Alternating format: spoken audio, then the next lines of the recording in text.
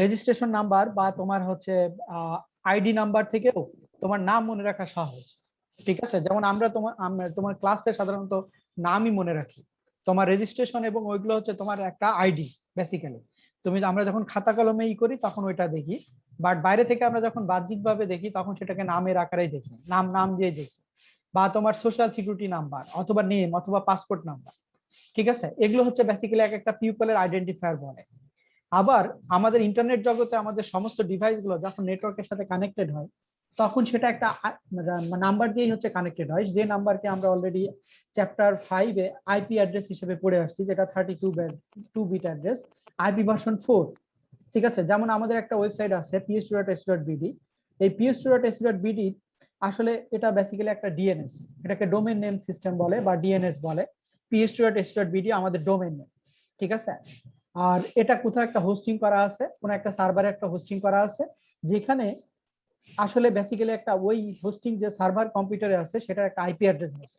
তা আমরা যখন আমাদের ব্রাউজার থেকে যখনই আমরা ps2.ac.bd লিখি, বেসিক্যালি ব্রাউজার কিন্তু এর হচ্ছে সংশ্লিষ্ট ডোমেন নেম পার্টটাই হচ্ছে পাঠায়, সে ডিএনএস সার্ভারের কাছে পাঠায়। পাঠানোর পরে ডিএনএস সার্ভার বা যেখানে পাঠায় সেখান থেকে সে তার করসপন্ডিং যে আইপি অ্যাড্রেস আছে সেই সার্ভার কম্পিউটারকে হচ্ছে খুঁজে বের করে, দেন তার কুয়েরি দিয়ে আমাদেরকে হচ্ছে আইপি অ্যাড্রেস মানে ব্রাউজারকে দেয়। ব্রাউজার তখন হচ্ছে তার যে ওই ওয়েব হোম পেজে যা আছে সেটা আমাদেরকে আস্তে আস্তে ডিসপ্লে করে। কতদিন আমি যেটা এইচটিটিপি প্রোটোকল যেটা ছিল সেটা আস্তে আস্তে ডিসপ্লে করে। তো এখানে দেখো বেসিক কনসেপ্ট হচ্ছে এটা যে এটা এটা যেমন একটা এক্সাম্পল দিচ্ছে যে সেম, যেমন আমরা ব্রাউজার থেকে যেটা আমি কথাগুলো বললাম, যদি সাম স্কুল www.samschool.edu/index.html অথবা ed.edu লিখি, তাহলে এই চারটা কাজ ঘটে। এবং এখানে সেক্ষেত্রে এবং on the browser receive the IP address from the DNS, it can initiate TCP connection on the HTTP server process located at port 80 at the IP address. এবং আইপি অ্যাড্রেস কারণ হচ্ছে কি এইচটিটিপি যে সার্ভিসটা ব্যবহার করি তার পোর্ট অ্যাড্রেস হচ্ছে 80। এবং আমরা একটা সকেট প্রোগ্রামিং দেখবো ক্লায়েন্ট এবং সার্ভারের ভিতরে, জাস্ট একটা ম্যাপিংটা দেখবো যে কিভাবে এই কাজগুলো হয়। এখানে ডিএনএসটা হচ্ছে মূলত এই কাজটা ডোমেন নেমিং সিস্টেম যেটাকে বলে। এবং এর কাজগুলো হচ্ছে যে বেসিক্যালি ডোমেন নেম সিস্টেমের দুইটা কাজ, একটা হচ্ছে ডিস্ট্রিবিউটেড ডাটাবেস যেমন implemented in hierarchy of many name server, এবং অ্যাপ্লিকেশন লেয়ার প্রোটোকল। এটা হচ্ছে যে host DNS server communicate two resolve name address name translation.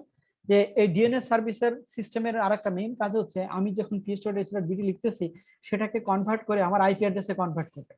এটা মূলত হচ্ছে ডোমেন নেম সিস্টেমের মেইন কাজ বা মেইন টাস্ক, যেটা আমরা যেভাবে বলি না কেন। তোমরা যদি এই বইটার একটু চ্যাপ্টার দেখে থাকো, এখানে দেখো যে this is the main task of internet domain name system, যে in order to reconcile this preference we need a directory service that translates host name to IP address।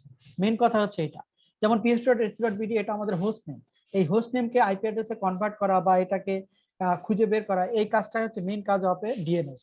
ঠিক আছে, এবং এখানে ডিএনএস আরেকটা ইস্যু বলতেছে distributed database implemented in hierarchy of DNS servers and an application layer protocol that allow host to query the distributed database।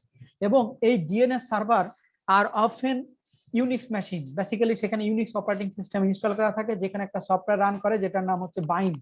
তোমরা নাম শুনছো কিনা আমি জানি না। তোমরা যদি সি প্যানেলে কাজ করো তাহলে সি প্যানেলে দেখবা যে এই বাইন্ড সফটওয়্যারটা, bind basically Berkeley internet name domain software. ঠিক আছে, the DNS protocol runs over UDP and uses port 53। এবং এই 53 দিয়ে মূলত ডিএনএস প্রোটোকলটা হচ্ছে রান করে, যেখানে ইউজার ডিফাইন্ড প্রোটোকল তোমার হচ্ছে ই করে আর কি। ঠিক আছে, DNS protocol runs over UDP and uses port 53। এইটা মূলত হচ্ছে বেসিক্যালি একটা ডিএনএস এর কাজ। কথা বুঝতে পারছো কিনা? যে আমি জাস্ট একটা ব্রিফলি কথা বললাম যে একটা ডিএনএস এটা হচ্ছে অ্যাপ্লিকেশন লেয়ার প্রোটোকলের একটা সার্ভিস, সেটার মেইন কাজটা হচ্ছে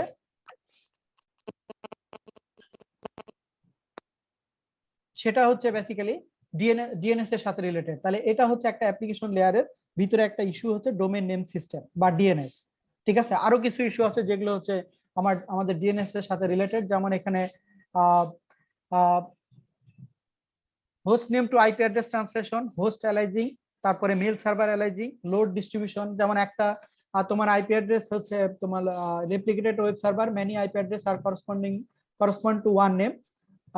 এটা হচ্ছে তোমার ইস্যুটা আসে, যেমন many IP address are corresponding to one name, যেমন একটা তোমার যেমন amazon.com একটা হচ্ছে তোমার, অথবা facebook.com অথবা google.com, এটা একটা তোমার ডিএনএস বা ডোমেইন নেম বেসিক্যালি, কিন্তু এর আন্ডারে অনেকগুলো আইপি অ্যাড্রেস আছে। তো এই যে লোড ডিস্ট্রিবিউশন এগুলো কারে হচ্ছে ডিএনএস সার্ভিসের ভিতরে পড়ে। আবার আবার আমরা দেখি যেমন আমাদের পিএসটিউর যদি আমি একটা সি প্যানেল দেখি, এটা দেখো পিএসটিউর সি প্যানেল, তোমার আমাদের স্ক্রিন দেখতে পাচ্ছ? এটা আমার স্ক্রিন দেখতে পাচ্ছ? হ্যালো, আচ্ছা এখানে দেখো পিএসটিউর সি প্যানেল। সি প্যানেল সম্পর্কে তো তোমাদের তো সবারই ধারণা আছে নাকি? জি স্যার, মোটামুটি ধারণা একেবারে কারোর কিছু নাই, এটা বলতে কেউ আছো এরকম ধারণা কিছু নাই? যদি না থাকে তাহলে বলো, আমি তাহলে আরেকটু কথা বলবো, আর না হলে আমি জাস্ট ব্রিফলি বলে চলে যাবো। সবারই তো ধারণা আছে নাকি? মানে সি প্যানেল নিয়ে কেউ কে কে কাজ করছে এ পর্যন্ত? সি প্যানেল কাজ করছো? জি স্যার, করা হয়েছে। কে? জি স্যার, কোন আচ্ছা স্যার ওয়েবসাইটের হোস্টিং এ লাগে? হ্যাঁ, আচ্ছা আমি তাও একটু কথা বলে যাই। সেটা হচ্ছে কোন সার্ভারকে যখন কোন একটা ওয়েবসাইট তুমি যখন ডেভেলপ করো, সেটা তোমার হচ্ছে কোন একটা সার্ভারে হচ্ছে ডিপ্লয় করতে হয়। তো ডিপ্লয় করার পরে তোমাকে একটা মানে এই ওয়েবসাইটটাকে মেনটেন করার জন্য, যখন সার্ভারে মেনটেন করার জন্য তোমাকে একটা জাস্ট প্যানেল দেবে, যেটাকে সাধারণত সি প্যানেল বা কন্ট্রোল প্যানেল বলা হয়। কথা বুঝতে পারছো? এবং এই সি প্যানেল থেকে তুমি ডাটাবেস ক্রিয়েট করা সবকিছুই তুমি এখান থেকে কন্ট্রোল করতে পারবা। প্লাস তুমি কোন ল্যাঙ্গুয়েজে কাজ করবা, কি করবে, এগুলো সবই আছে। এবং এখানে দেখো এটা হচ্ছে সার্ভার ইনফরমেশন। আমাদের ps.h.bd যে সার্ভারে আমাদের হোস্টিং করা আছে, সেই সার্ভারের এটা আছে বেসিক কিছু ইনফরমেশন। কথা বুঝতে পারছো? এখানে অ্যাপাচির version, C panel version, server name, তারপরে তোমার মাইস্কুয়েল ভার্সন আছে। এখানে আর্কিটেকচার, আমাদের এই সার্ভারের যে আর্কিটেকচার, প্রসেসরের, অপারেটিং সিস্টেম লিনাক্স, এবং এইখানে যে আইপি অ্যাড্রেস আছে সেটাও তোমাকে এখানে দেওয়া আছে। বাট এই আইপি অ্যাড্রেস যদি আমরা তোমার করি, আমরা যদি সিএমডি তে যাই, বেসিক্যালি আমরা যদি পিং করি, পিং করে দেই, যে আমরা দেখি যে ps2.ac.bd যদি পিং করি, বেসিক্যালি এখানে আইপি অ্যাড্রেসকে কিন্তু পিং করবে। আমার কথা বুঝতে পারছো কিনা? ঠিক আছে, 103.48.119.144 এই আইপি অ্যাড্রেসটাকে পিং করবে, কারণ আমার এই ওয়েবসাইটটা এই সার্ভার কম্পিউটারে আছে, যেটার আইপি অ্যাড্রেসটা হচ্ছে শেয়ার। তার মানে কি, আমি যদি এই আইপি অ্যাড্রেসটা আমার ব্রাউজারে লিখিও, তাহলেও কিন্তু বেসিক্যালি আমার আসবে না। মানে আমি যে ব্রাউজারটা ওপেন করতেছি মানে সরি, আমার ps.h.bd আসবে না, কারণ এখানে অন্য একটা ওয়েবসাইটও আছে। আমার কথাগুলো বোঝা যাচ্ছে কিনা? কারো কোনো কনফিউশন থাকলে বলো। এটা কিন্তু যদিও এটা হচ্ছে সেই কারণে এটা বলছে যে এই সার্ভারে শেয়ার্ড আইপি অ্যাড্রেস ব্যবহার করা আছে, শেয়ার্ড আইপি অ্যাড্রেস। তার মানে কি, এই আইপির এগেইনস্টে অনেকগুলো তোমার হচ্ছে আছে, হোস্টিং আছে, মানে সরি ডোমেইন নেম আছে। যেমন আমাদের ps.h.bd যে আইপিতে, আবার এই যে তোমার হচ্ছে এই যে আপনান গার্মেন্টস নামে আরেকটা যেটা আছে, এদেরও হচ্ছে তোমার হচ্ছে ওয়েবসাইটটা এই সেম আইপি অ্যাড্রেসে আছে। আমার কথাগুলো বোঝা যাচ্ছে কিনা? কথা বুঝতে পারছো? বাট এখানে মেন যে আমি যখন ps.h.bd লিখতেছি, আলটিমেটলি কিন্তু এই সার্ভার কম্পিউটারে যাচ্ছে এবং সেখান থেকে ইনফরমেশন আমাকে নিয়ে দিচ্ছে। বাট এই যে মাঝের যে IP address to host name আমাকে কনফিগার ট্রান্সলেট করতেছে, এই কাজটা করতেছে বেসিক্যালি সার্ভার, এবং ওই সার্ভারের হচ্ছে যে ডিএনএস সার্ভিস সে আমাকে দিচ্ছে। আমার কথাগুলো বুঝতে পারছো কিনা? কথা বুঝতে পারছো? এটা মূলত হচ্ছে একটা ডিএনএস সার্ভিস আমাকে দিচ্ছে। বাট এখানে লোড ব্যালেন্সিং থেকে শুরু করে সব মেল সার্ভার অ্যালাইজিং, এবং এখানে কিন্তু আমি মেল সার্ভিসও নিতে পারবো। আমার এই সি প্যানেল যেখানে আছে, আমরা মেল সাধারণত হচ্ছে থেকে নিচ্ছি, আমরা মেল নিচ্ছি, ইমেল নিচ্ছি হচ্ছে জিমেল থেকে। আমি তোমাদের অ্যাকাউন্ট দিছি, তাহলে জিমেল সার্ভার থেকে নিচ্ছি। বাট আমাদের এখানেও কিন্তু আমরা ইমেল অ্যাকাউন্ট ওপেন করতে পারবো আমাদের ps.h.bd এর আন্ডারে। কথা বুঝতে পারছো? এখানে ইমেল কনফিগারেশনও তোমার হচ্ছে ইস্যু আছে। এটা যেমন সি প্যানেলের ওভারঅল তোমার হচ্ছে সিনারিও। মেল এফটিপি অ্যাকাউন্ট, যেখানে এফটিপি অ্যাকাউন্ট প্লাস হচ্ছে এখানে দেখো মেল অ্যাকাউন্টও আছে। এটা হচ্ছে সার্ভারের উপর ডিপেন্ড করে, তুমি যদি মেল সার্ভার নাও তাহলে এক ধরনের, না নিলে হচ্ছে আরেক ধরনের। স্যার, হ্যাঁ বলো। এখানে যদি মেল সার্ভার নেওয়ার পরে মানে এই একই অ্যাড্রেসে হ্যাঁ মানে মেল অ্যাড্রেস প্রোভাইড করা সম্ভব না? হ্যাঁ, এই যে ধরো ইমেল অ্যাকাউন্টস আছে না, এখান থেকে তোমাকে আমি জি। ইমেল অ্যাকাউন্ট প্রোভাইড করতে পারবো। কথা বুঝতে পারছো? তোমাকে জায়গা অ্যাসাইন করতে পারবো। যেমন এগুলো কিন্তু ইমেল অ্যাড্রেস convocation@ps.ac.bd, তারপরে জি, স্যার। triple@ps.ac.bd, firoz@ps.ac.bd। কথা বুঝতে পারছো? কিন্তু জি, এটা হচ্ছে জি, এই স্যার। এখানকার মেল সার্ভিস, নট জিমেল এর সার্ভিস। আমরা কিন্তু জিমেলে যাই লগ জি, ইন স্যার। করি, আমি কিন্তু এখান থেকেও লগ ইন করতে পারি। আমার কথা বুঝতে জি, পারছো স্যার। কিনা? এবং স্যার, কিন্তু এই অ্যাকাউন্ট গুলো তাহলে জিমেইলে লগ ইন করা সম্ভব না? বুঝি নাই। এই অ্যাকাউন্ট গুলো, এগুলো তো জিমেইলের না, কিন্তু এগুলা কি আমি জিমেইলে লগ ইন করতে পারবো? না না, এটা তো তোমার এই সার্ভারে ঢুকবে, জিমেলের ওইটা তো জিমেল সার্ভারে ঢুকবে। আমাদের জাস্ট জিমেইল বাইপাস সার্ভার, জি করছি, স্যার। আমাদের হচ্ছে csc.ps.ac.bd, এইটার সুবিধা নিছি, কিন্তু আলটিমেটলি তো আমি জিমেলের অ্যাকাউন্টে যাচ্ছি। কথা বুঝতে পারছো? জি আর স্যার। যখন আমরা জি এখানে স্যার। অ্যাকাউন্ট করব, যেমন ICTsell@ps.ac.bd, এটা কিন্তু এই সার্ভারে লগ ইন করবে, তখন এখানে জি এসে স্যার। তোমাকে লগ ইন করতে হবে। এই যে এর যে তোমার হোম পেজ আছে, এখানে এসে তোমাকে লগ ইন করতে হবে, মানে সি প্যানেলের যে আছে ইমেল অ্যাকাউন্ট আছে, এখানে এসে তোমাকে লগ ইন করতে হবে, তারপরে তুমি এটা সার্ভিস পাবা। কিন্তু এগুলোর ইস্যু হচ্ছে যে যদি কোনো মানে দেখো না, অনেক সময় হচ্ছে আমাদের যে সার্ভার গুলো মেইনটেনের সমস্যা হয়, বা কোনো স্পাম ঢোকে, অথবা কোনো মানে অনেক সময় ভাইরাস ঢোকে, তখন হচ্ছে এই প্রবলেম গুলো ফেস করতে হয়।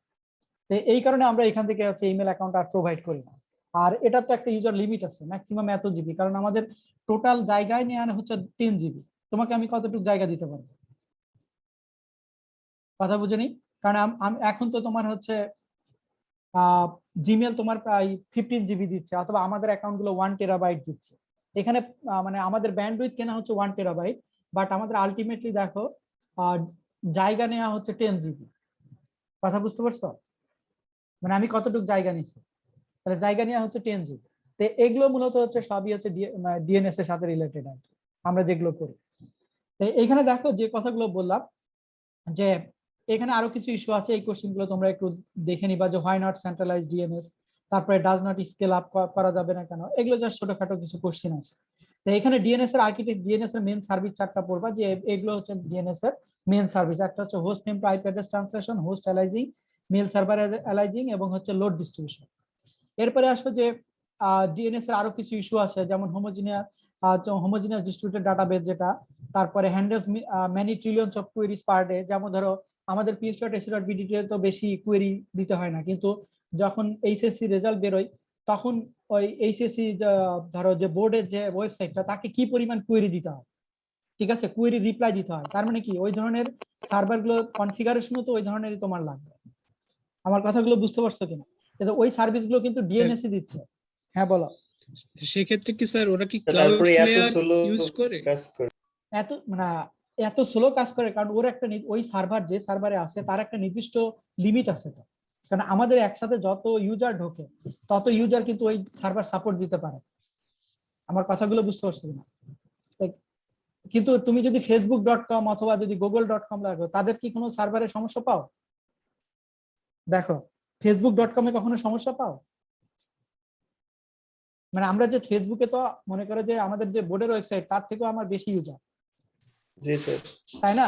তাহলে বাট আমাদের যখন বোর্ডে ইউজার, তখন যত ইউজার একসাথে আমরা লগ ইন করি, ওই ব্যান্ডউইথ হচ্ছে মানে হ্যাঁ স্যার। সিমুলটেনিয়াসলি সার্ভারকে দিতে পারে না আর কি। কারণ ওই সার্ভার গুলো হচ্ছে আমাদের লোকাল সার্ভার, হয়তো মানে সাধারণত হচ্ছে নির্বাচন কমিশনের যে সার্ভিস আছে ওইটা, ওইটা তাও ওইটা দিতে পারে না। কিন্তু ফেসবুক অথবা গুগল, কারণ এদের এদের হচ্ছে মাল্টিপল সার্ভার, একই তোমার ডিএনএস কিন্তু মাল্টিপল সার্ভার থাকে, যেটা বোর্ডের হচ্ছে এরকম করে না। কথা বুঝতে পারছো? যার কারণে আমি হচ্ছে মানে লগ ইন করতে গেলেও হচ্ছে আমাকে বিভিন্ন প্রবলেম ফেস করতে হয়, আসতেছে না, এরকম হচ্ছে প্রবলেম ফেস করতে হয়। তো তখন হচ্ছে এই সার্ভিস গুলো যেটা এই মেনটেন করে, সেটা হচ্ছে ডিএনএস মেনটেন করে। যেমন handles many trillions of queries per day. কথা বুঝতে পারছো কিনা? এবং অর্গানাইজেশনালি ফিজিক্যালি ডিসেন্ট্রালাইজড, সবচেয়ে বেটার হচ্ছে ডিসেন্ট্রালাইজ করা, যেটা হচ্ছে ফেসবুক বা google.com, অ্যামাজন এরা করে। কিন্তু আমাদের হচ্ছে এই তোমার বোর্ডের ওয়েবসাইট ডিসেন্ট্রালাইজ না, সব এক এক জায়গা সার্ভার থেকে সবকিছু দিচ্ছে। কিন্তু যদি যশোর বোর্ডের একটা সার্ভার, ঢাকা বোর্ডের একটা সার্ভার, এরকম যদি সার্ভার গুলো থাকতো, তখন তো এগুলো ইজিলি সার্ভ করা যেত। আমার কথা বুঝতে পারছো? আচ্ছা, এটা গেল একটা ইস্যু। আরেকটা জি হচ্ছে স্যার। এখন আসো ডিএনএস ডিস্ট্রিবিউটেড হায়ারার্কিক্যাল যে ডাটাবেস, আমাদের যে ps2.ac.bd আমরা যে ডোমেনটা নাম করি, সেখানে আসলে প্রত্যেকটা সার্ভারের 3 ধরনের নামগুলো থাকে বেসিক্যালি। একটা হচ্ছে রুট ডিএনএস সার্ভার, একটা হচ্ছে টপ লেভেল ডিএনএস ডোমেন, আর একটা হচ্ছে অথরিটিভ ডোমেন। কথা বুঝতে পারছো? এখন রুট ডিএনএস সার্ভার, যেটা রুট বলা হয়, সেটা হচ্ছে যে যেমন হচ্ছে client queries root server to find.com DNS সার্ভার। মনে করো clients wants IP address for amazon.com। Suppose আমি amazon.com কে আমি খুঁজতে চাচ্ছি, আমি ধরো আমার ব্রাউজারে amazon.com লিখলাম। এখন আমার ব্রাউজার যখন কুইরি পাঠাবে ডিএনএস সার্ভারে, তখন এই যে ধরো client queries root server to find.com DNS server, তার মানে কি amazon.com কোথায় আছে সেটা খুঁজে বের করবে। এবং client queries.com DNS server to gate amazon.com DNS server, এখানে দেখো তাহলে রুট ডিএনএস সার্ভার থেকে সে প্রথম কোথায় যাবে, .com DNS সার্ভার যাবে, যে সমস্ত .com DNS সার্ভার আছে সেখানে খুঁজবে।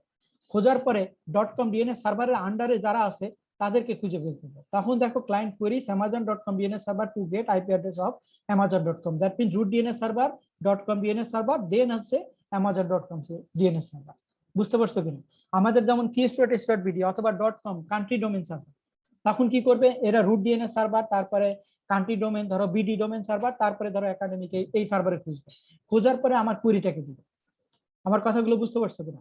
তাই এখন বেশ কিছু সার্ভিস যেমন facebook.com অথবা এটা তো আমরা লেখার সাথে সাথে পাচ্ছি নরমালি, বরঞ্চ ps.s.bd লিখতে আমার কিছু টাইম লাগতেছে, কারণ এখানে বেশ কিছু ইস্যু আছে। ফেসবুকের ধরো বিভিন্ন দেশে এখন সার্ভার বসাইছে তারা, আবার আরো কিছু কিছু ইস্যু আছে, তোমরা যারা আইএসপি থেকে যেসব লাইন নাও তারা আবার তাদের ক্যাশ সার্ভার বসায়, আমরা যেটা ওয়েব ক্যাশের কথা বলছি।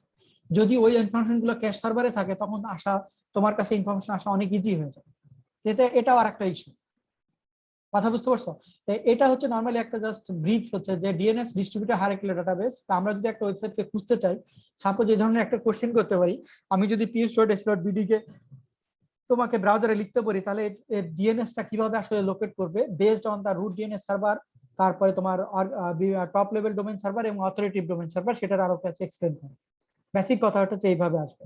তো তোমাকে এটা হচ্ছে দেখবা যে আমি এই এই বইটার পিডিএফ তো তোমাদের দিছি কিনা আমি জানি না, এই চ্যাপ্টারের পিডিএফটা আমি দিয়ে দিব। সেখানে কিন্তু এটার স্টেপ বাই স্টেপ ব্যাখ্যা করা আছে যে কিভাবে একটা ডোমেন হচ্ছে তোমার মানে আমি যখন খুঁজবো তখন কিভাবে খুঁজবো আর কি। ঠিক আছে, root DNS server, top level DNS server এবং অথরিটেটিভ ডিএনএস সার্ভার, যেটা আমি যদি ডিএনএস রুট সার্ভার ইন 2020 বিভিন্ন জায়গায় হচ্ছে জিরো সার্ভার, বিভিন্ন দেশের কান্ট্রিতে তোমার হচ্ছে ডিএনএস সার্ভার বসানো আছে। এটা এটা আইসিএনএন এর এগুলো হচ্ছে সব হচ্ছে মেইনটেইন করে। যেটা বইতে আর একটু ডিটেলস আছে, যেমন এখানে একটা ছবি যদি দেখাই, যেমন আমি ধরো এটা একটা ইউনিভার্সিটির ওয়েবসাইট gaia.cs.umas.tdu, সেটা কোথায় অথরিটি ডিএনএস সার্ভার, দেন লোকাল ডিএনএস সার্ভার, তারপরে হচ্ছে রিকোয়েস্টিং তোমার ডিএনএস সার্ভার, বা ফাইনালি লোকাল ডিএনএস সার্ভার থেকে যাবে হচ্ছে রুট ডিএনএস সার্ভার। এটা বিভিন্ন কান্ট্রিতে আবার হচ্ছে বসানো আছে। আবার সিমিলারলি এখানে একটা টপ লেভেল ডোমেন সার্ভারের কাছে খুঁজবে, খোঁজার পরে আলটিমেটলি ফাইনালে যাবে হচ্ছে এখানে। এখানে একটা ব্যাখ্যা দেওয়া আছে, আমি যে কথাগুলো বললাম এই ছবির আলোকে ধরো এখানে একটা ব্যাখ্যা দেওয়া আছে। তারপর ডিএনএস ক্যাশিং যেটা আছে, যদি তোমার ক্যাশ সার্ভার করে সেখানে তুমি একটা সাপোর্টিভ হচ্ছে ই পাবা। ঠিক আছে, এখানে আরো কিছু ইস্যু আছে, যেমন এমএক্স রেকর্ড, এগুলো নাম শুনছো আমি কিনা আমি জানি না, যারা সার্ভার নিয়ে কাজ করো অথবা সিপ্যালার নিয়ে কাজ করো, এমএক্স রেকর্ড একটা নাম আছে। ঠিক আছে, যেমন হচ্ছে দেখো যে relay1.bar.a4.com, এটা হচ্ছে এমএক্স রেকর্ড। এখানে তোমার আছে, আমি সি প্যানেলে ঢুকছিলাম, আমি হচ্ছে রেকর্ড তোমাকে দেখাচ্ছি। এমএস রেকর্ড তোমার ডাইনামিক ডিএনএস,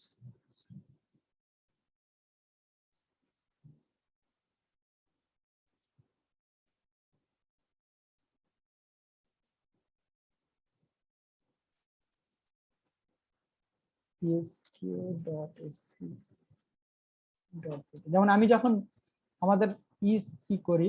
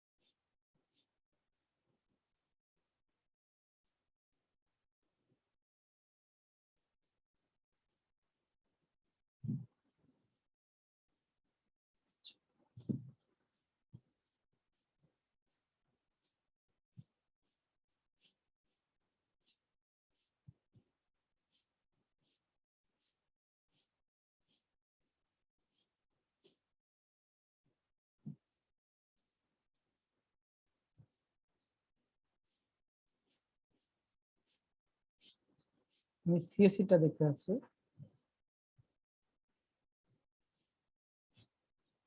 ঠিক আছে, এইখানে যে রিডাইরেক্ট করা দেখো, যেমন cc.s.bd এটা কিন্তু রিডাইরেক্ট করা, এগুলো হচ্ছে কনফিগার করতে হয় বেসিক্যালি।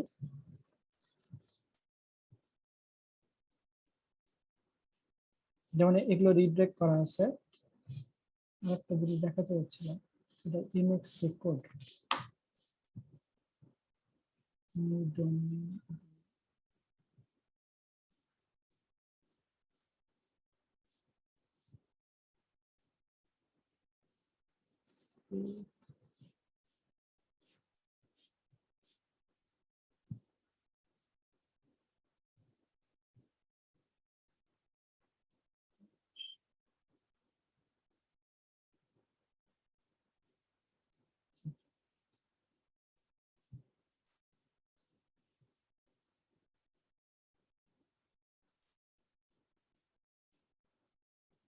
আচ্ছা, এই দেখো এমএক্স রেকর্ড আছে, একটা জিনিস আছে।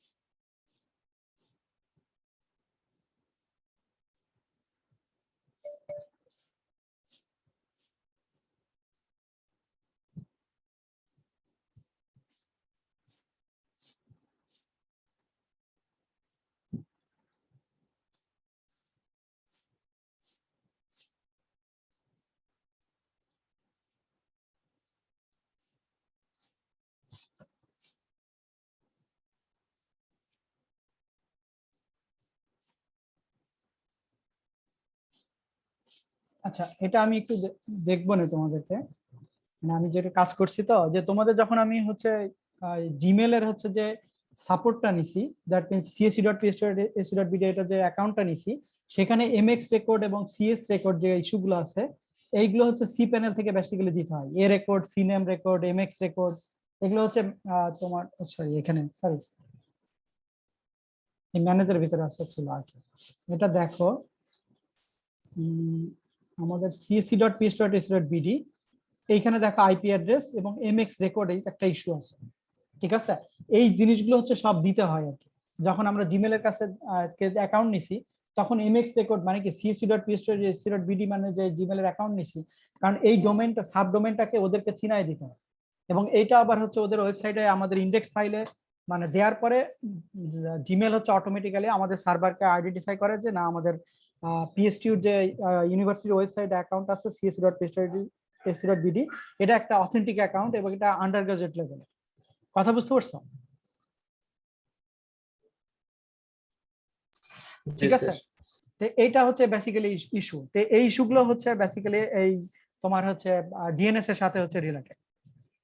এইখানে একটু কিছু ইস্যু দেখতে বললাম, যে DNS record, root name server বা যেগুলো আছে, তাহলে এটা হচ্ছে একটু স্টাডি করার জন্য। এরপরে যে বিভিন্ন কান্ট্রি ডোমেন, যেটা আসলে টোটালি নিয়ন্ত্রণ করে হচ্ছে 13 লজিক্যাল রুট নেম সার্ভার আছে ওয়ার্ল্ড ওয়াইড, এবং a server replicated many times 2000 servers in the US. Basically 2000 server আছে ইন দ্য ইউএসএ, এবং এটা যারা মেনটেন করে তাদেরকে যে আইসিএনএন নামে একটা প্রতিষ্ঠান আছে। এবং বাংলাদেশের যে আমাদের পিএসটিউর যে ওয়েবসাইট আছে, ধরো পিএসটিউর যে তোমার আরেকটা জিনিস দেখি, ps.ac.bd তোমার হচ্ছে আইপি অ্যাড্রেস, আর এটা আরেকটা অ্যাপনিক নামে একটা প্রতিষ্ঠান আছে, যে প্রতিষ্ঠান থেকে হচ্ছে আমাদের ps2.ac.bd আইপি অ্যাড্রেসটা নেওয়া হয়েছে। এই যে ঠিক আছে, এবং এই যে আমাদের ডোমেনটা হচ্ছে ps.ac.bd, আইপি অ্যাড্রেস হচ্ছে 255টা আমাদের আইপি অ্যাড্রেস নেওয়া হয়েছে, এবং বাদ বাকি ইনফরমেশন এটা আছে। দ্যাট মিন্স আমাদের ওই সার্ভারটা যদি হচ্ছে ইসে থাকতো, পিএসটিউর যে সার্ভার রুমে থাকতো, সেই সার্ভার রুম থেকে হচ্ছে বেসিক্যালি এটা মানে ইস্যু সলভ করা যেত আর কি।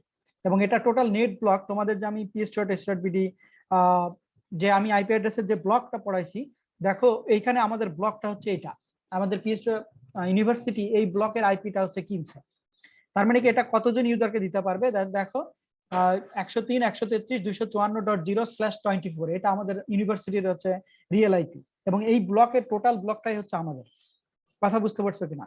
দ্যাট মিনস এখানে দেখো যে আমরা প্রায় 254টা হচ্ছে আইপি অ্যাড্রেস হচ্ছে আমাদের রিয়েল আইপি ব্যবহার করতে পারবো। এখন আমাদের যে কনফিগারেশন আছে সেটা হচ্ছে তোমার দেখো যে টোটাল আইপি রেঞ্জ যেটা আমি বললাম ইউজেবল আইপি অ্যাড্রেস দেখো 1 থেকে তোমার 254 পর্যন্ত। কথা বুঝতে পারছো কিনা? এটা মানে এই কথাগুলো বুঝতে পারছো কিনা? এটা হচ্ছে রিয়েল লাইফ যে এক্সাম্পল, সেটা আমি তোমাদেরকে দিচ্ছি। জি স্যার। ঠিক আছে, তোমাদের আইপি অ্যাড্রেস আমি যতটুকু পড়াইছি আমার মনে হয় এগুলো বোঝার কথা, যে এখান থেকে যে কোনো আইপি তুমি হচ্ছে আমাদের নেটওয়ার্কে যে আইপি গুলো বসানো হচ্ছে সব হচ্ছে এই সিরিজের আইপি বসানো হচ্ছে। কথা বুঝতে পারছো? টোটাল এইটা হচ্ছে আমাদের এই যেমন অ্যাপনিক নামে, অ্যাপনিক এই প্রতিষ্ঠানের নামটা মনে রাখো। অ্যাপনিক নামে এই প্রতিষ্ঠান মূলত হচ্ছে এই আইপি গুলো সরবরাহ করে। ঠিক আছে, অ্যাপনিক মানে এরা হচ্ছে অস্ট্রেলিয়ার একটা প্রতিষ্ঠান, এরা মূলত হচ্ছে এই আইপিটা মানে এই আইপি গুলো আমাদেরকে হচ্ছে সরবরাহ করছে। এবং এখানে দেখো যে সব ইনফরমেশন মোটামুটি লেখা আছে তোমার, যে এই আইপি গুলো কোথায় বসানো হয়েছে বা কি হচ্ছে। ঠিক আছে, এবং কোন লোকেশনে সেটাও গুগল ম্যাপ সহ আমাদের লোকেশনটা মোটামুটি আইডেন্টিফাই করে দিচ্ছে আর কি। এই এটা একটা আরেকটা ইস্যু গেল। আচ্ছা, রুট নেম ডোমেন সার্ভার এগুলো সবই যে প্রতিষ্ঠানের কথা বলছিলাম যে আইসিএনএন, এরা মূলত হচ্ছে এগুলো ডিফাইন করে যে internet corporation for assign names and numbers manage root DNS domain basically. আর এখানে তোমার হচ্ছে টপ লেভেল ডোমেন এবং অথরিটি সার্ভার, দুই ধরনের সার্ভারের কথা বলছি। একটা হচ্ছে টপ লেভেল, যেগুলো হচ্ছে ধরো রেসপন্সিবল ফর .com .org বা এরা এদেরকে টপ লেভেল। কিছু আছে কান্ট্রি ডোমেন, এখানে বলেনি কান্ট্রি ডোমেন। এডুকেশন কাজের হচ্ছে .edu, তারপর network solution .com .net। Authoritative DNS server যেটা yahoo.com বা amazon.com, এগুলো হচ্ছে অথরিটিভ ডিএনএস সার্ভার বেসিক্যালি। আর লোকাল ডিএনএস নেম সার্ভার, এটা তোমার নিজেরা ডোমেন সার্ভার ব্যবহার করতে পারে অথবা নিজেরা এটাকে নিজেদের মতো কনফিগার করতে পারে। এগুলো কিছু বললাম না। আর যে সিকিউরিটি যেটা, দ্যাট মিনস ডিএনএস সিকিউরিটি, যেমন ডিডস অ্যাটাক বা তোমার স্পুফিং অ্যাটাক, এগুলো সবকিছু মেনটেন করে বেসিক্যালি হচ্ছে ডিএনএস সার্ভিস। কথা বুঝতে পারছো? এবং এখানে bombard root servers with traffic not successful to date, traffic filtering, local DNS for cache IPs of TLD servers along root server bypass. Basically DDoS attack যদি তুমি হয়, ডিডস অ্যাটাক তো সবাই জানো, বা DoS attack domain denial of service attack. ঠিক আছে, এই যে মাল্টিপল তোমার প্যাকেট পাঠানো একই সার্ভারে একসাথে ধরো ডস অ্যাটাক করে টোটাল সার্ভারটাকে ডাউন করে দেওয়া যায়। তাই এগুলো সবই হচ্ছে মোটামুটি সিকিউরিটি যতটুকু দেয় ততটুকু দেয় হচ্ছে ডিএনএস সার্ভার, মানে তোমার হচ্ছে ডিএনএস সিকিউরিটি এটাকে মোটামুটি ট্যাকল দেওয়ার চেষ্টা করে। যদিও এখানে মানে ফায়ারওয়াল বা আরো বেশ কিছু হচ্ছে ইস্যু থাকে। তো এখানে স্পুফিং অ্যাটাক আসে, এই অ্যাটাক গুলো মূলত হচ্ছে ডিএনএস এর সাথে রিলেটেড আর কি। এই হচ্ছে জাস্ট ক্লাউড ফ্লেয়ার এই ডিডস অ্যাটাক প্রোটেক্ট করে, তো সেখানে আসলে ডিএনএস সিকিউরিটিটা কি রকম থাকে যে এত হাই যে যেটাতে ডিডস অ্যাটাক দেওয়া যায় না? মানে ক্লাউড ফায়ার যেটার কথা বলতেছো? জি স্যার, ক্লাউড ফায়ার যেটা বলতেছে, ক্লাউড ফ্লেয়ার। হ্যাঁ, ক্লাউড ফ্লেয়ার যেটা web performance security company, basically এদের কাজটাই হচ্ছে তোমাকে দেয়া আর কি, যে এই ধরনের অ্যাটাক গুলো থেকে তোমাকে হচ্ছে কি বলে, কারণ তুমি যখন ডোমেন নেম ধরো তোমার ps.ac.bd, এটা যে সার্ভারে আছে বা যে ডিএনএস এ আছে, ডিএনএস সার্ভারে আছে, সেটাকে যদি তুমি দিতে হয়, তার মানে কি তুমি যখন হচ্ছে তাকে অ্যাটাক করো, তখন তো তোমার এই ডোমেনকেই অ্যাটাক করতে হয়, তাই না?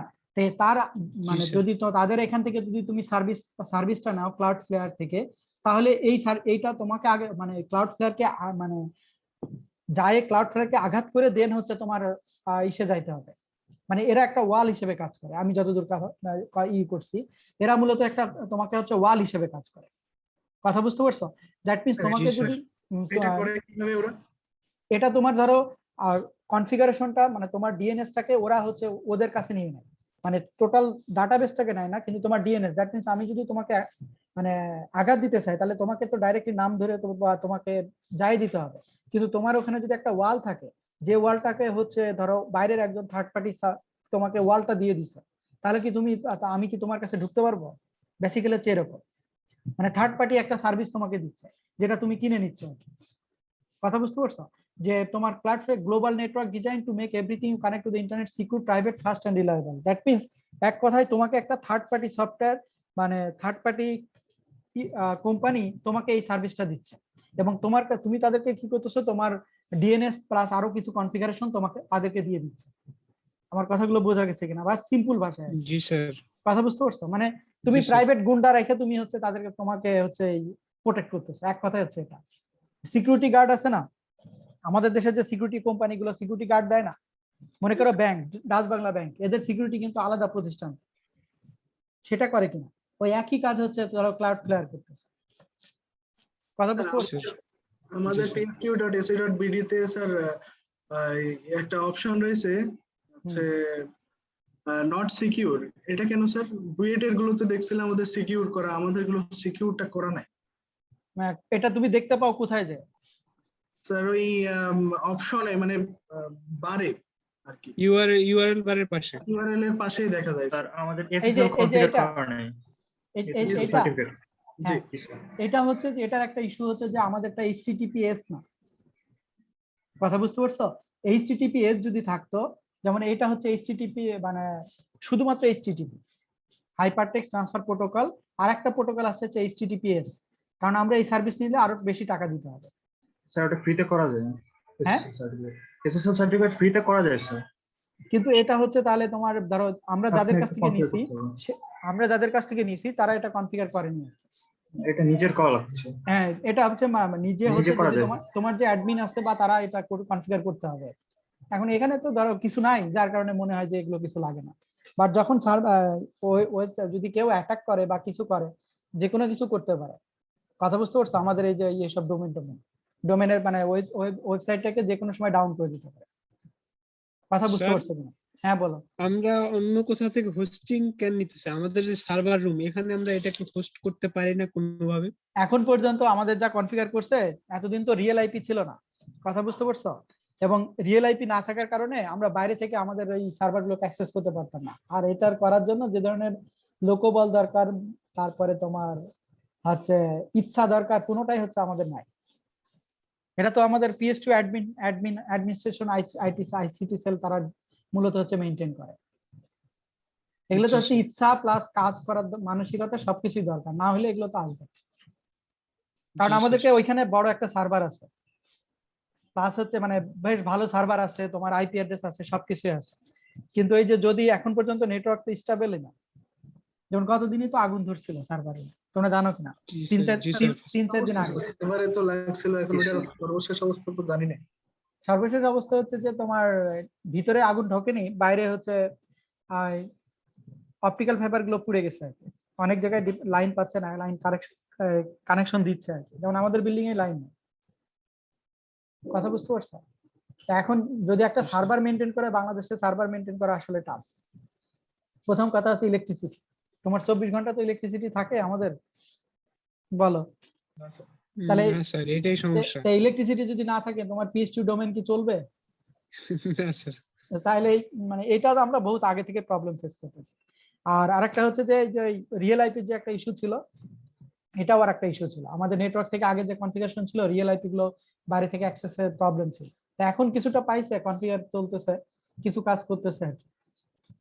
বাট এইগুলো আসলে মেনটেন করা পসিবল না, কারণ এই যে বিশেষ করে ইলেকট্রিসিটি, 24 ঘন্টা ইলেকট্রিসিটি না হলে তো তোমার হচ্ছে এই মানে ডোমেন রেখে লাভ আছে? ওই সার্ভারে রেখে তো কোনো লাভ নাই। শুধুমাত্র মানে ক্যাম্পাস আওয়ারেও ঠিক মতো ইলেকট্রিসিটি পাওয়া কঠিন আর কি। কথা বুঝতে পারছো? এইসব কিছু ইস্যু আছে আর কি। স্যার আগুনটা লাগছিল কিভাবে স্যার? আগুনটা হচ্ছে বেসিক্যালি ওই দুইটা এসি চলে, তো 1 ঘন্টা পর পর একটা এসি অন হয়, একটা অফ হয়। তো ওইটার একটা কন্ট্রোলার আছে, মানে অটোমেটেড কন্ট্রোলার আছে। ওই কন্ট্রোলারটা সামহাও কোনো কারণে হচ্ছে হয়ে গেছে আর কি। মানে ওইটা থেকে আগুনটা সূত্র হয়েছে, মানে এসি থেকে আগুন সূত্র হয়েছে। তা এসির লাইন আর হচ্ছে তোমার এই অপটিক্যাল ফাইবারের কেবল একসাথে সব একটা ধরো হোল দিয়ে ঢুকছে ভিতরে সার্ভার রুমে। তো যখন ওই এসির লাইনে আগুন ধরছে, তখন ওই কেবল গুলো পুড়ে গেছে। মানে একেবারে পুড়ে নি, কিন্তু অলরেডি গ্লাস টাস মনে হয় হয়ে গেছে, গলে গেছে বা সামথিং হয়েছে। বাট অনেক ধোয়া টোয়া অনেক কিছুই হয়েছে। যদি ভিতরে ঢুকতো, পুরো সার্ভার রুম পুড়ে গেছে, কারণ ওর ভিতরে তোমার ব্যাটারি ছিল, অনেক কিছুই ছিল। যাই হোক, এখন সার্ভার রুম মূলত আসলে কোন কাজগুলো করতেছে ওই সার্ভার এইগুলো দিয়ে? সার্ভার গুলো মূলত হচ্ছে এখন ধরো নেটওয়ার্ক গুলো দিচ্ছে, এই যে ওয়্যারলেস যে নেটওয়ার্ক আছে না বারান্দায় বা তোমার হল গুলোতে যে নেটওয়ার্ক, সেগুলো মেনটেন করতেছে তো সার্ভার স্যার। দিয়ে। ঠিক আছে, যদিও মানে ও। ফায়ারওয়াল টোয়াল হয় নেই, ফায়ারওয়াল টোয়াল বেশি ফায়ারওয়াল কনফিগার করা আছে, কিন্তু এটার লাইসেন্স কিনতে 7 লাখ টাকা লাগে প্রতি বছর। এটা তো এখন চলতেছে, জি কয়েকদিন স্যার। পরে বন্ধ হয়ে যাবে। তো কিছু নেটওয়ার্ক কনফিগারেশন আছে যে ওয়াইফাই বা যেগুলো চলতেছে, আর বেসিক ওখানে শুধু নেটই চলতেছে আর কিছু না। আর এই যে রেডিয়াস ম্যানেজার কনফিগার করছে, ওটা দিয়ে হয়তো ওই যে ইউজারদের যে ব্যান্ডউইথ চেঞ্জউইথ এগুলো কন্ট্রোল করতেছে, তাছাড়া তেমন কিছু কাজ নাই সার্ভার।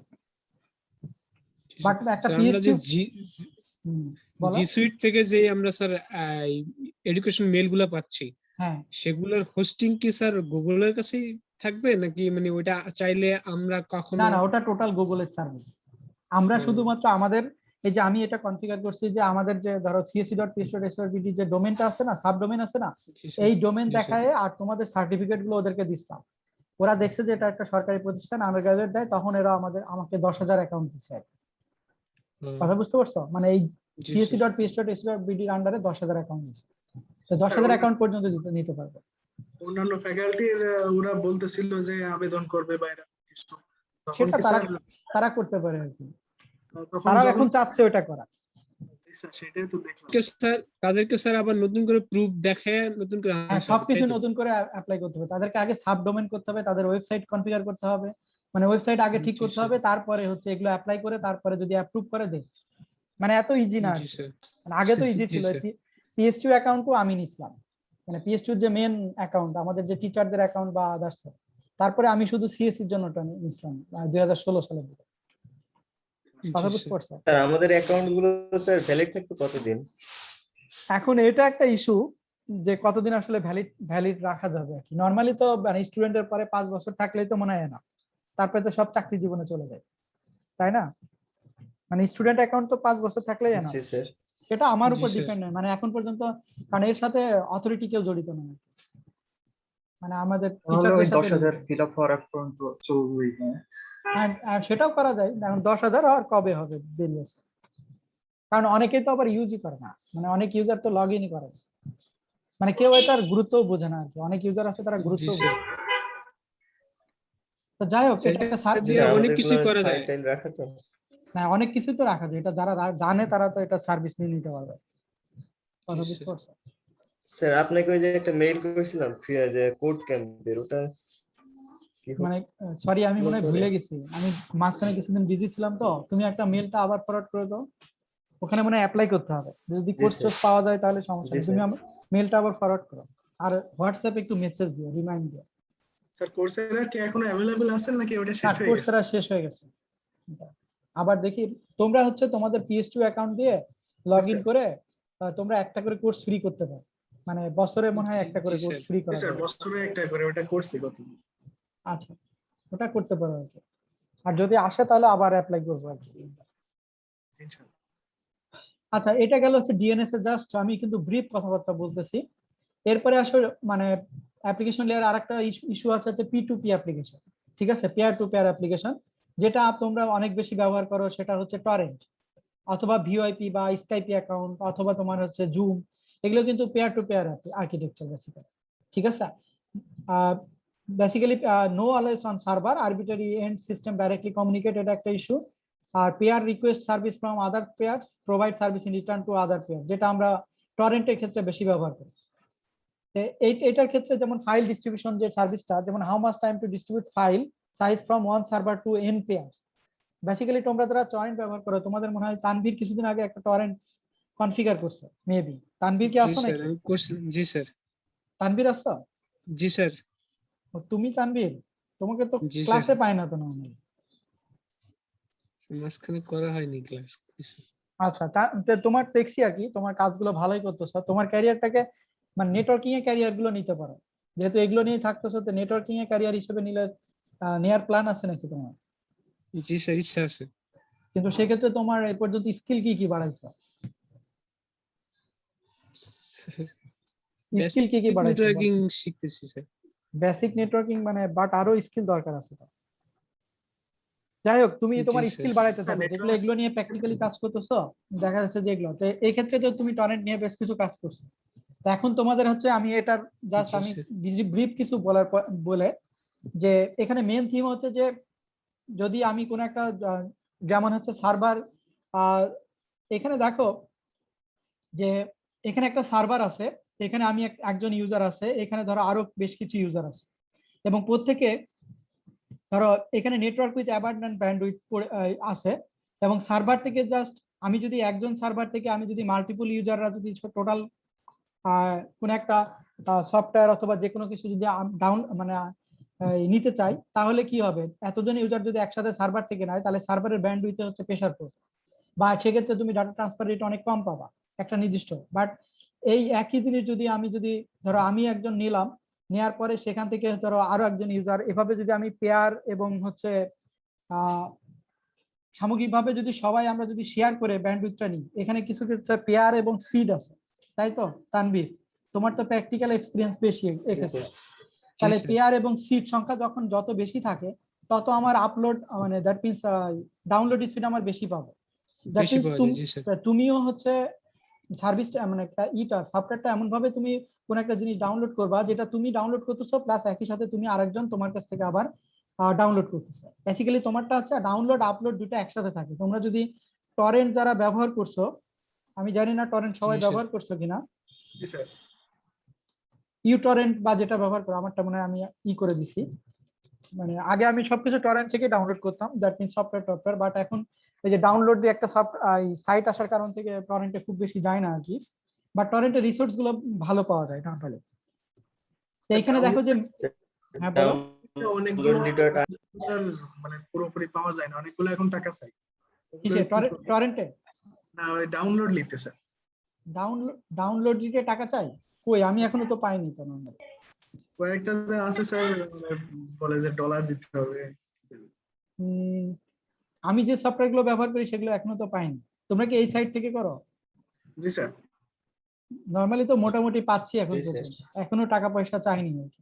যা দরকার বিশেষ করে এই যে সফটওয়্যার গুলো ফ্রি দেয় স্যার, কিন্তু এই যে কোর্স যেগুলো আছে, যেগুলো আর কি কোর্স ম্যাটেরিয়াল, সেগুলো আছে অনেকগুলো টাকা চাচ্ছে দেখছে বর্তমানে।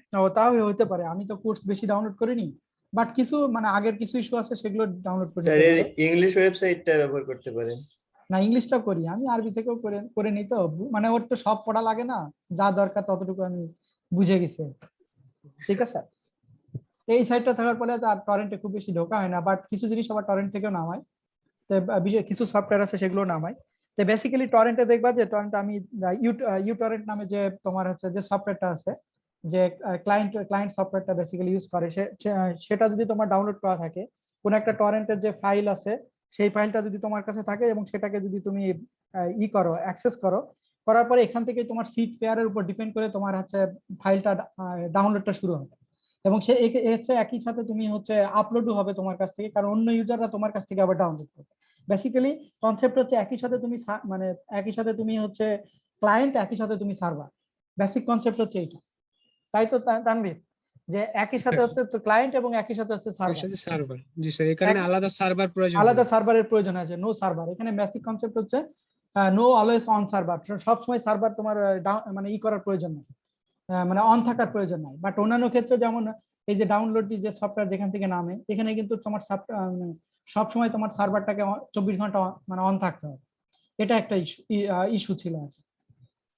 এবং এটা হচ্ছে বেসিক্যালি টরেন্টের হচ্ছে মেইন কনসেপ্ট। এখানে যেমন ট্র্যাকার আছে, সেখানে track peers participant in torrent, ঠিক আছে, file divided into 256 KB chunks and peers in torrent send or receive file chunk. মানে এখানে যেমন অ্যালিস নামে একটা ইউজার আছে, সে ধরো সার্ভার থেকে নিচ্ছে, তারপরে সেখান থেকে আরো ইউজার 1 বাই 1 নিচ্ছে। তো একবার যখন শুরু হয়ে যাবে তখন মাল্টিপল ইউজার টাইপ থেকে নিতে পারবে। এটা হচ্ছে বেসিক্যালি P2P ফাইল ডিস্ট্রিবিউশন বা বিট টরেন্টের মেইন থিম চলে আসছে। আমি জাস্ট ব্রিফলি কথা বলতেছি। এখানেও একই P2P ফাইল ডিস্ট্রিবিউশন। তোমাদের বেসিক্যালি আমি যতটুকু কথা বললাম আর একটু হচ্ছে এই বইটা একটু স্টাডি করবা, প্লাস একটু নেট ঘেটে আমি তোমাদেরকে হচ্ছে মানে একটা টরেন্ট সাইট কিভাবে হচ্ছে কনফিগার করতে হয়, প্লাস এর সাথে যে P2P যদি আমি একটা টরেন্ট সাইট করতে চাই তাহলে কিভাবে করব, যেটা তানভীর করছে, এটার উপরে প্রত্যেকে ইন্ডিভিজুয়ালি একটা অ্যাসাইনমেন্ট তোমাদেরকে করতে হবে আর কি, যে ওভারঅল স্টেপ গুলো কি কি, ঠিক আছে? মানে তানভীর তো করছো সেটা ঠিক আছে, ওরও হেল্প নিতে পারো, বাট তোমাদেরকে একটা ইন্ডিভিজুয়ালি যদি একটা টরেন্ট সাইট করতে হয় তোমার নামে, ধরো একটা টরেন্ট সাইট, আমি যদি যেমন পাইরেট বে একটা টরেন্ট সাইট আছে, ঠিক আছে, এরকম তোমার নামে যদি আমি একটা টরেন্ট সাইট করতে চাই বা টরেন্ট সাইট কনফিগার করতে চাই, সেক্ষেত্রে আমাকে কি কি স্টেপ গুলো ফলো করতে হবে, এটা আমি একটা অ্যাসাইনমেন্ট তোমাদেরকে দিব আর কি। এটা হচ্ছে ফাইনাল পরীক্ষার সময় হচ্ছে ইভালুয়েট করবে এগুলো। কথা বুঝতে পারছো? সাইট কি বানাইতে হবে না স্যার স্টেপ গুলো বলে দিব? যদি সাইট তুমি বানাইতে পারো সেটা তো আরো ভালো, বাট স্টেপ গুলো হচ্ছে মেইনলি লাগবে আর কি। কথা বুঝতে জি পারছো? স্যার। এই টরেন্টের কি তোমার সাইট কি কোনো কোথাও হচ্ছে ফ্রি করা যায়, ফ্রি কি কি করা যায়, কনফিগার করা যায়? জি না স্যার, স্যার। একটা সাইট আছে যারা ফ্রি করে, কিন্তু ওদের কিছু মানে ফিচার আছে যেগুলো একটু লিমিটেড করে দেওয়া, ওরা মানে আপনার ফাইল অ্যাক্সেস নেবে না আর কি। আচ্ছা, সরাসরি। যতটুকু করা যায় ততটুকুই তো তুমি জানতে পারবা। জি স্যার। কথা বুঝতে পারছো? যদি লাইভ করতে পারো সেটা তো আরো ভালো আর কি। জি স্যার। আচ্ছা, তো এটা জাস্ট কিছু ব্রিফ কথাবার্তা বললাম, যে এটাও একটা তোমার হচ্ছে অ্যাপ্লিকেশন লেয়ার প্রোটোকলের একটা, মানে অ্যাপ্লিকেশন লেয়ার যেটা আছে তার একটা সার্ভিস হচ্ছে P2P। এরপরে অ্যাপ্লিকেশন লেয়ারের আরেকটা সার্ভিস আছে তোমার ভিডিও স্ট্রিমিং এবং কন্টেন্ট ডিস্ট্রিবিউশন নেটওয়ার্ক বা CDN যেটাকে বলে, যেটা অ্যামাজন বা প্রিমো বা তোমার হচ্ছে নেটফ্লিক্স যে সার্ভিসগুলো আমাদেরকে দিচ্ছে, বা ইউটিউব যে সার্ভিসগুলো দিচ্ছে, যে স্ট্রিম ভিডিও ট্রাফিক যেটা মেজর হচ্ছে তোমার ইস্যু আর কি, দ্যাট মিন মেজর টাস্ক। কথা বুঝতে পারছো? যে কনজিউমার অফ ইন্টারনেট ব্যান্ডউইথ, এবং সেখানে তোমার হচ্ছে যে একটা ইস্যু দেখাচ্ছে যে আমাদের যে ইন্টারনেট ব্যান্ডউইথ আছে সেখানে তোমার নেটফ্লিক্স, ইউটিউব এবং অ্যামাজন প্রাইম সেটা 80% অফ রেসিডেন্সিয়াল আইএসপি ট্রাফিক। কথা বুঝতে পারছো না? আমরা যারা ইন্টারনেট ব্যবহার করি, এই ইন্টারনেটের যে ব্যান্ডউইথ আছে তার ভিতরে এই 3টা ওয়েবসাইটই তোমার 80% ব্যান্ডউইথ হচ্ছে ইউজ করে। আমার কথাগুলো বুঝতে পারছো না? তার মানে কত ইম্পর্টেন্ট একটা বিষয়, জি স্যার। মানে কত ইম্পর্টেন্ট একটা বিষয়, যার কারণে এটাও একটা তোমার হচ্ছে মানে কম্পিউটার সায়েন্সে যারা পড়তেছি আমরা তাদের ভিতরে একটা তোমার স্টাডির একটা অন্যতম টপিকস প্লাস রিসার্চের টপিকস। এবং চ্যালেঞ্জ ধরো scale how to reach 1 billion user, যেটা হচ্ছে বর্তমান ধরো 1 বিলিয়ন ইউজার যদি হতে হয় সেটা একটা তাদের চ্যালেঞ্জ। তাদের হচ্ছে আরেকটা চ্যালেঞ্জ হচ্ছে হেটারোজিনিটি, ঠিক আছে? সব হচ্ছে মানে আমাদের ইউজার যারা আছে আমরা তো হেটারোজিনিয়াস ইউজার না, কেউ আছে ওয়্যার্ড ইন্টারনেট ব্যবহার করি, কেউ মোবাইল ইন্টারনেট ব্যবহার করি। তাহলে মোবাইল ইন্টারনেট দিয়ে ব্যবহার করলে আমি যেভাবে তোমার হচ্ছে ব্যান্ডউইথ পাবো, আর ওয়্যার্ড যে ব্যবহার করতেছে তার মতো ব্যান্ডউইথ তো পাবো না।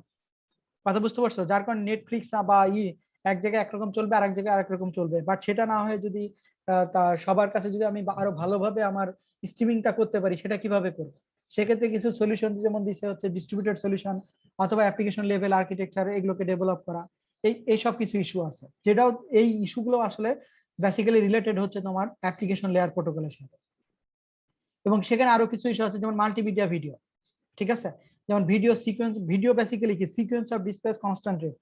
বেসিক্যালি ভিডিও তো কিছুই না, ভিডিও হচ্ছে সিকোয়েন্স অফ ইমেজেস, যে ডিসপ্লেড এট কনস্ট্যান্ট রেট, যেটা আমাদের চোখের যে দর্শনানুভূতি আছে তার ভিতরেই আমার 1/10 সেকেন্ডের ভিতরে যদি আরেকটা পিকচার চলে আসে তোমার কাছে মনে হবে বেসিক্যালি এটা একটা ভিডিও, মানে কন্টিনিউয়াস একটা চলতেছে। বেসিক্যালি ভিডিও তো কিছুই না, ভিডিও হচ্ছে সিকোয়েন্স অফ হচ্ছে ইমেজ, ঠিক আছে? বাট ওই ইমেজ গুলো আসতেছে আমাদের চোখের দর্শনানুভূতি যেটা আছে তার আগেই তোমার ইমেজটা চলে আসতেছে, যার কারণে আমরা বুঝতেছি যে এটা একটা মুভিং সামথিং, মানে ভিডিওটা কন্টিনিউয়াসলি চলতেছে, এরকম একটা ইস্যু। তো মাল্টিমিডিয়া স্যার। ভিডিও এটাও তোমার আমাদের হচ্ছে নেটের আরেকটা ইস্যু আর কি। এখানে তোমার হচ্ছে কনস্ট্যান্ট বিট রেট অথবা ভেরিয়েবল বিট রেট, সেগুলোর কিছু ইস্যু আছে। এই ইস্যুগুলো হচ্ছে আমাদের হচ্ছে অ্যাপ্লিকেশন লেয়ার প্রোটোকলের সাথে রিলেটেড। যেমন আমি যদি তোমার এমপিজি টাইপের যদি ভিডিও দেখতে চাই, সেটাকে মিনিমাম 1.5 MBPS লাগবে, অথবা যদি আমি MPG4 লাগি তাহলে 12 MBPS লাগবে, ঠিক আছে? কিন্তু এখন যেমন আমরা MP4 যে ভিডিও অথবা ইউটিউবের যে ভিডিও বিভিন্ন ফরম্যাটের থাকে, তোমরা খেয়াল করছো কিনা দেখবা যে এক এক ধরনের তোমার হচ্ছে পিক্সেলের ভিডিও রেট হচ্ছে এক এক রকম, বা তার সাইজ হচ্ছে এক এক রকম, তাই না? এখানে এমপিজি মানে কি কেউ বলতে পারবা?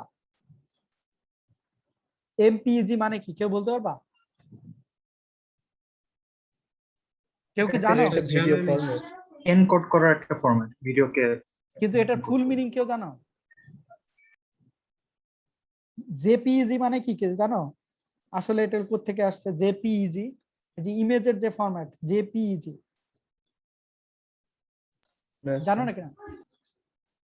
জেপিজি হচ্ছে জয়েন্ট ফটোগ্রাফিক এক্সপোর্ট গ্রুপ, তারা যে যখন পিকচার প্রথম তৈরি করছিল তাদের এক্সটেনশন হচ্ছে JPG, joint photographic export group, আর এমপিজি হচ্ছে মুভিং পিকচার এক্সপোর্ট গ্রুপ সম্ভবত।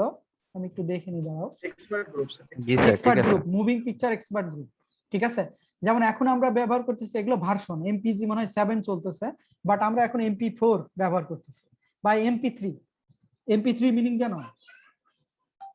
MP3, তোমরা যে অডিও ব্যবহার করো MP3 ব্যবহার করো না? না এখন কি ব্যবহার করো অডিওর? ASC AS3। বাট আগে তো MP3 মানে তোমার এক সময় ব্যাপক প্রচলিত ছিল, মিউজিক প্লেয়ার ভার্সন 3, ঠিক আছে। তো এই জিনিসগুলো মূলত হচ্ছে যে এই ভার্সন বা তার ডাটা ট্রান্সফার রেটের উপরে বিভিন্ন ভার্সনের ইস্যুগুলো আসছে। তো যখন তুমি ইন্টারনেটে তুমি যখন যে এই ভিডিওগুলো আসতে থাকবে তখন তোমার অবশ্যই নেটওয়ার্কিং এর সাথে এই ইস্যুগুলো রিলেটেড, বাট এই যে কম্প্রেশন গুলো করতেছে এটা হচ্ছে অ্যাপ্লিকেশন প্রোটোকলের সাথে রিলেটেড, অ্যাপ্লিকেশন লেয়ারের সাথে রিলেটেড। সেই কারণেই হচ্ছে এগুলো নিয়ে কথা একটু জাস্ট আমি কথা বলে গেলাম। এবং এখানে দেখো যে ভিডিও সার্ভার যেটা ইন্টারনেট এবং ক্লায়েন্ট, এখানে মেইন চ্যালেঞ্জ হচ্ছে server to client bandwidth will vary over time. এটা তো আমরা জানি যে এক একজনের ব্যান্ডউইথ হচ্ছে এক এক রকম, with changing network কনজেশন level, house access network core video server এক একজনের এক এক রকম। তারপরে এখানে যখনই তোমার হচ্ছে ব্যান্ডউইথ কমে যাবে তখন packet loss, delay due to congestion, delay cloud, অথবা তোমার হচ্ছে পোর ভিডিও কোয়ালিটি আসবে। তো এগুলো হচ্ছে স্ট্রিমিং স্টোর ভিডিও। তো সেক্ষেত্রে হচ্ছে দেখবা যে অনেক আইএসপি প্রোভাইডার তাদের জন্য হচ্ছে তোমার ক্যাশ সার্ভার করে। কথা বুঝতে পারছো? ক্যাশ সার্ভার করলে সেখানে কিছু স্পিডি হচ্ছে তোমার হচ্ছে কিছু ভিডিও তুমি দিতে পারবে। তো এটা হচ্ছে অ্যাপ্লিকেশন লেয়ার প্রোটোকলের আরেকটা ইস্যু, যেটা স্ট্রিমিং স্টোর ভিডিও, বা সেটা তুমি ক্লায়েন্টকে কিভাবে দিচ্ছ যাতে আমি মানে ইউজারকে হচ্ছে কন্টিনিউয়াস প্লে আউট কনস্ট্যান্ট দিতে পারি, যে কোনো রকম বাধা বিঘ্ন ছাড়াই আমি ইউজারকে সবসময় হচ্ছে সে কি করতে পারবে। এখনো কিন্তু তুমি যদি ফেসবুকে কোনো ভিডিও দেখতে চাও দেখবা যে কিছু কিছু সময় পরে বন্ধ হয়ে যায়। আমি জানি না তোমাদের কোনো কিছু দেখো কিনা, দেখবা যে কিছু কিছু সময় বন্ধ হয়ে যায়, অথবা মানে তোমার নেট আছে ঠিকই কিন্তু দেখবা যে ভিডিওটা হচ্ছে পজ হয়ে গেছে সামথিং, অথবা বাফারিং হচ্ছে। এই ইস্যুগুলো কিন্তু এখনো চ্যালেঞ্জিং আর কি। এখন পর্যন্ত আমরা মানে ডাটা মানে প্যাকেটের ডিলে আছে, কথা বুঝতে পারছো, যার কারণে যে এই প্রবলেম গুলো হচ্ছে। এবং সেখানে একটা আরেকটা প্রবলেম হচ্ছে যেটাকে জিটার বলে, যে নেটওয়ার্ক ডিলেস আর ভ্যারিয়েবল, যেটাকে জিটার বলে আর কি। So will need client side buffer to match continuous play constant. সেই কারণে দেখবা যে এই যে যদি ক্যাশ সার্ভার গুলো থাকে তাহলে এই ইস্যু গুলো তোমাকে দিতে পারে আর কি। এটাও গেলে আরেকটা ইস্যু, জাস্ট একটা video streaming and content distribution network, এটাও একটা ইস্যু হচ্ছে অ্যাপ্লিকেশন লেয়ারের সাথে। তারপরে আরেকটা ইস্যু আছে যেটাকে আমরা সকেট প্রোগ্রামিং বলি, যেটা আমি প্রথম দিকে কিছু কথা বলছিলাম, যেখানে ইউডিপি প্রোটোকল অথবা টিসিপি প্রোটোকলের সাথে আছে সকেট প্রোগ্রামিং রিলেটেড। কারণ আমি যখন ব্রাউজার থেকে মানে অ্যাপ্লিকেশনের পরে যে প্রসেস, এই প্রসেসের সাথে আমার ক্লায়েন্ট এবং সার্ভারের এখানে তোমার হচ্ছে তোমার এইখানে হচ্ছে সকেট প্রোগ্রামিংটা কাজ করে। আমার ব্রাউজার সেকশনে এখানে কন্ট্রোল বাই অ্যাপ ডেভেলপার, আর এখানে তোমার হচ্ছে সকেট প্রোগ্রামিং থাকে। দ্যাট মিনস সার্ভার এবং ক্লায়েন্ট দুই জায়গায় হচ্ছে তোমার এই সকেট প্রোগ্রামিং কাজ করে। এবং সকেট প্রোগ্রামিং মূল কাজটা হচ্ছে যে learn how to build client server application that communicate using socket এবং door between application process and end to end transport protocol. তোমরা যখন জাভা পড়ছো তখন কি সকেট প্রোগ্রামিং পড়ছিলা কিছু? জাভা যখন করছো কিছু করছিলা না? না স্যার। না স্যার। তোমাদের জাভা নিছিল কে, মনে আছে? অবজেক্ট ওরিয়েন্টেড প্রোগ্রামিং কে পড়াইছো? হ্যাঁ, মাহবুব স্যার পড়েছেন। ও আচ্ছা। এইখানে দেখো আমরা জাস্ট কয়েকটা ইস্যু দেখবো। বেসিক্যালি সকেট প্রোগ্রামিং এর একটা ইস্যু হচ্ছে ইউডিপি টিসিপি, তো আমরা অনেকক্ষণ ধরে কথা বলি বা প্রথম থেকে কথা বলতেছি, যেটা ইউজার ডেটাগ্রাম প্রোটোকল। আর একটা হচ্ছে টিসিপি প্রোটোকল, যেটা আমরা নেটওয়ার্ক লেয়ারে, আর ওইটা হচ্ছে ইউজার ডেটাগ্রাম প্রোটোকল, ওইটা মানে ধরো ট্রান্সপোর্ট লেয়ারে কাজ করে।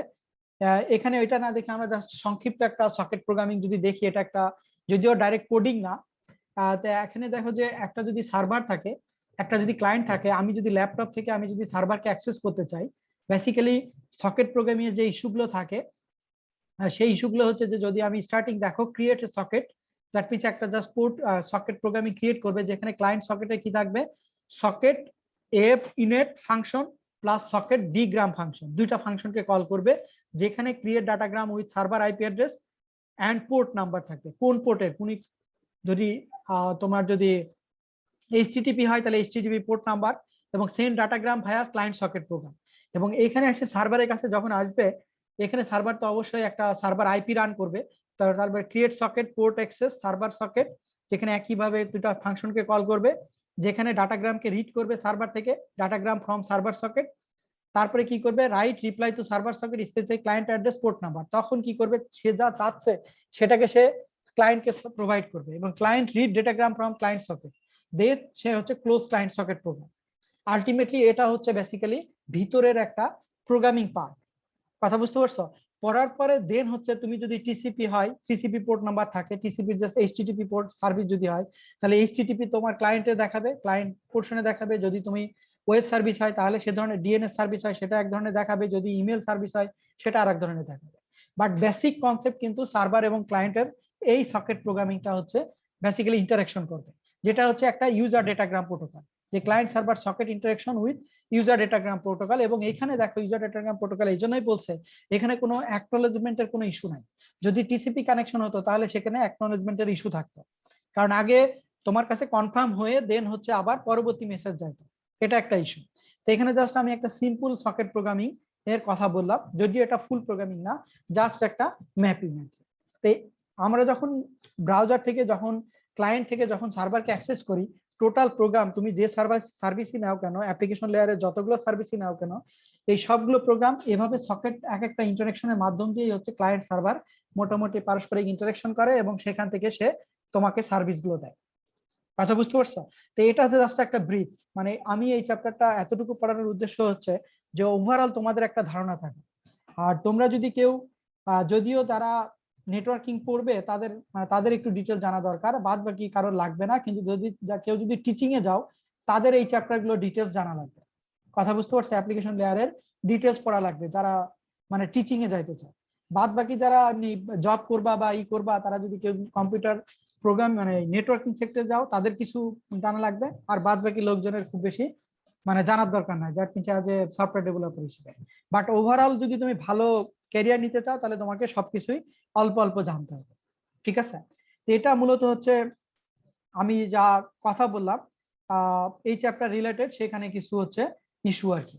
দ্যাট মিনস ওভারঅল যদি বলি যে এই চ্যাপ্টারে যেমন আমরা কিছু কিছু ইস্যু দেখছি, যেমন ক্লায়েন্ট সার্ভার অথবা তোমার হচ্ছে টিসিপি আইপি যেগুলো বলি, যে এইচটিটিপি আমরা স্পেসিফিক প্রোটোকল দেখছি, এসএমটিপি, আইএমএফ, তারপর ডিএনএস, পি2পি, ভিডিও স্ট্রিমিং ও সকেট প্রোগ্রামিং, এবং ওভারঅল আমরা এই টপিকস নিয়ে কিছু কিছু কথা বলছি আর কি, ঠিক আছে?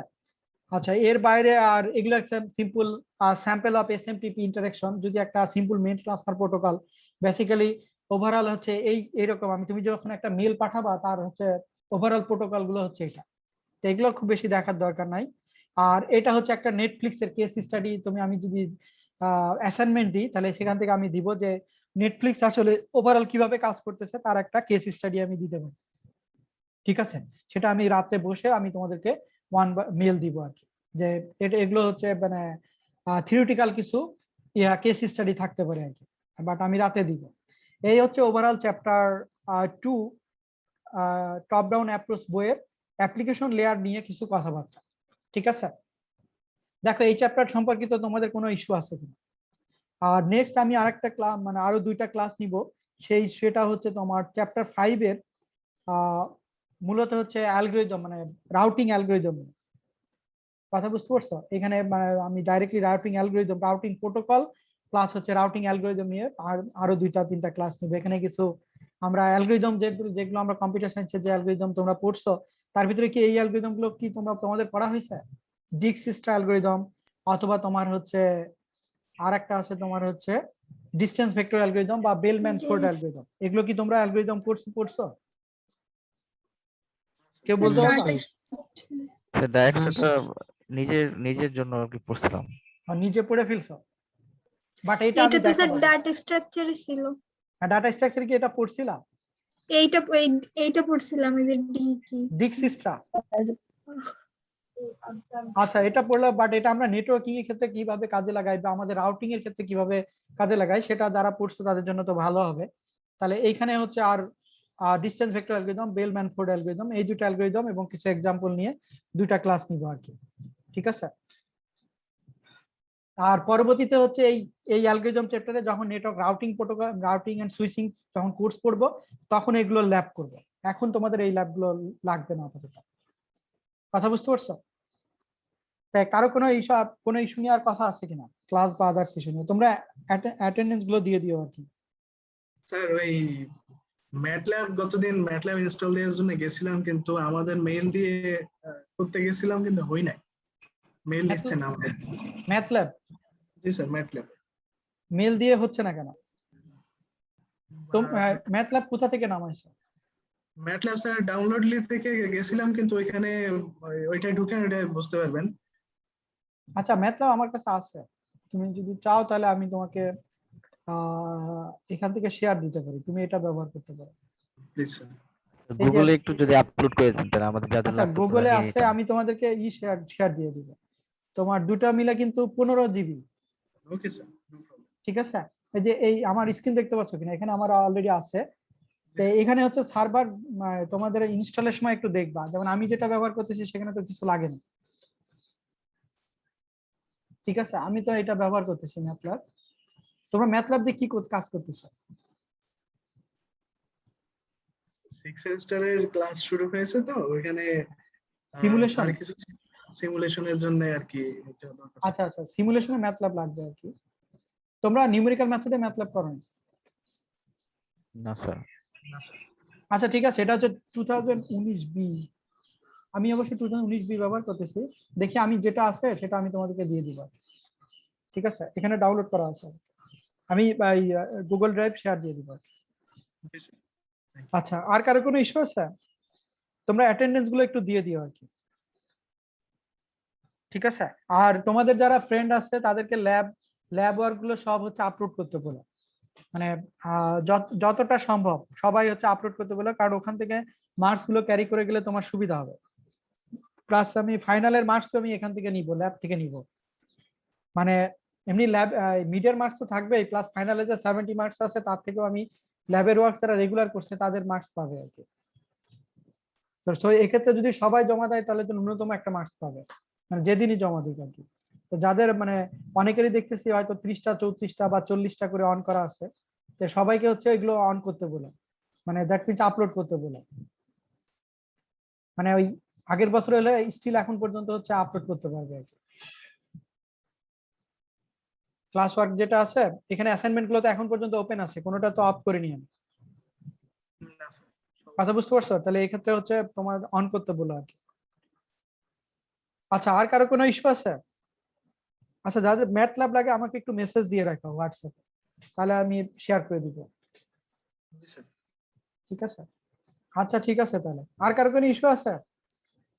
না স্যার। আচ্ছা ঠিক আছে, ওকে, আল্লাহ হাফেজ। আসসালামু আলাইকুম।